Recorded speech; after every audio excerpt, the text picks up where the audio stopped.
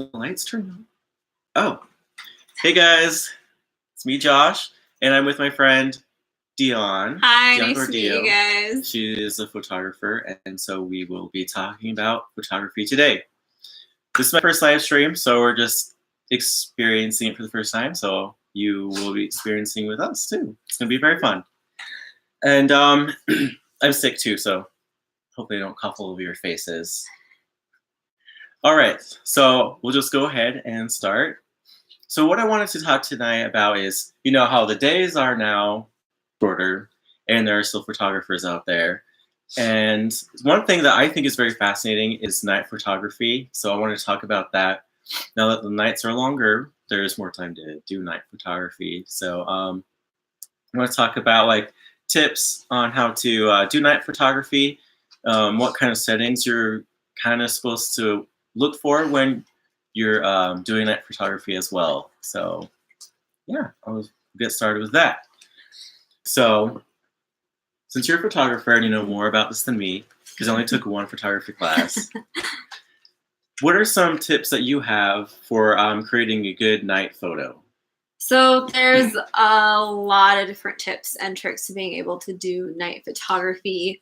The biggest thing is to have a tripod. So essentially anything less than 1/60th of a second will capture your natural body shake. So obviously all of our bodies, we can't keep still. If you hold your hand out, it will slightly shake. So anything slower than 1/60th of a second is going to catch that body shake. So having a tripod, I'd say, is like the number one essential thing to be able to do night photography. If you don't have a tripod, just do a makeshift tripod. I think my first year in photo school, I didn't have a tripod yet, and so I just used a stool. And I just walked around the town carrying a stool and just put the camera on top of that. Let's see, other tips and tricks. Another thing is making sure you have enough light. I mean, I know that sounds a little weird because we're talking about night photography, but if it's extremely low light, so let's say if it's a big dark room with one light, then you still want it to be in focus. So you always want to do it on manual focus and not autofocus. If it's so dark, your camera won't know what to focus on and it'll just kind of end up being blurry. So if that's the case, usually the best thing to do is to get a flashlight and you shine it on what you want to be on focus. You manually focus it, turn the flashlight off, and then take the photo from there. Yeah, because if not, it'll come out blurry. If you have it on auto, it won't know what to focus on. Another thing too is just your shutter speed, aperture, and ISO. Name 3 things to look for on the settings. Yep. So ISO is very important for several reasons. So initially started off with film cameras. ISO determines the grain of the film.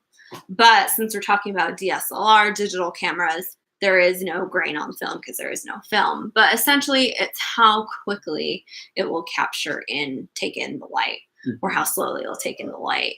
So you'll want to go on a lower ISO in order to bring more of that light in, essentially. Let's see, I'm trying to think. There's just a bunch of different things. So a lower ISO, whoops, sorry. And then the, how to say this, a longer shutter speed. A longer shutter speed. So essentially, just to break it down very quickly, you have the shutter on the camera. The longer it's open, more light will come in. If it's a faster shutter speed, then it closes off the light really quickly. So if you open up, well, I guess if you have a longer shutter speed, you'll get as much light in as possible. So if it's darker, as much light as it can for that amount of time. Exactly. So if it's just, you know, a room with one dark candle, you want to leave it open for longer to make sure that you have the time for that light to reach into the camera and capture it correctly. And that's why a tripod is needed, because if the shutter is open longer, it sees the blurring of the shakiness of your body, and then it gets blurry, or the light will be all over the place. Exactly. Which can create a cool photo too, So keep that in mind if you do want to create a photo So like that. yeah, I mean that leads into light painting, which is kind of a whole other set of photography. But yeah, I mean you can get cool images as well. But if you're just trying to get just a very crisp, clean photo, then you will need a tripod. Yep. All right. And so one more time, lower ISO, longer shutter speed, and what was the other aperture? Aperture. So with the aperture, it really just depends. So you want to shoot manually. Manually is the best way because you can control everything. Doing just kind of like an auto setting on your camera, you're not really going to get what you want. I mean, it might turn out okay, but it's much better to control every aspect to it. So essentially your aperture will just kind of match your shutter speed. Whatever it is that it is. So it depends if you want a shallow depth of field or not, basically. So it depends if you're doing a night photography shot where you just have one small thing in focus or if you want the whole thing in focus. So that's when aperture comes into play. Okay. Yeah, and if you're trying to do night photography, the best thing to do is keep those 3 things in mind on your settings and just play around, see which works best for your lighting or your location, I guess. Definitely. Yep. So yeah, go ahead and go do night photography, everybody. It's really cool. You can have really cool pictures, and sometimes you can really capture the stars and the moon. It looks really cool. Definitely. One of my favorite times to actually do photography is winter, which is shocking because I actually hate winter and I hate the snow.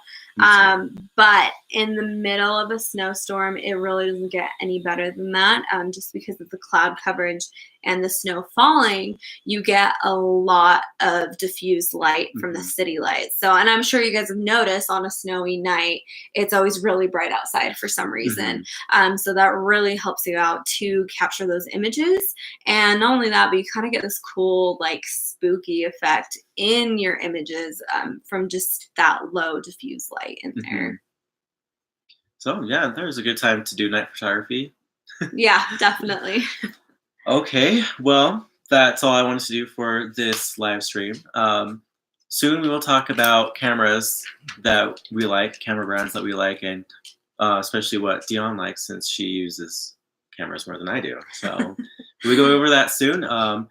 If you watch, thanks for watching. I also found an article about night photography, and I will link that in the description box. So want to check it out, and also a link to Dionne's site because she has a photography site up now. But okay, so it's not finished, but it will be soon. But you can contact her through that site already. So you check out her site, you can contact her. If you have any questions, just let me know. I'd be more than happy to answer. And then thank you for Josh for having me on here. Well, thank you. All right, thanks guys. Bye. See ya later.